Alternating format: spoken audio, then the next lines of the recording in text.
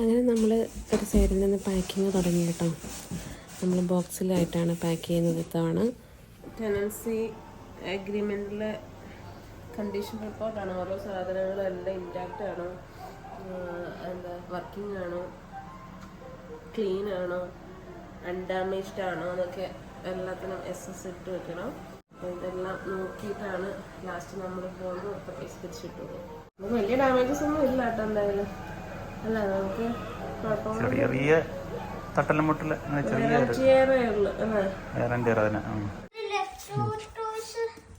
Contents ഉണ്ട് എഴുതുന്നത് printer.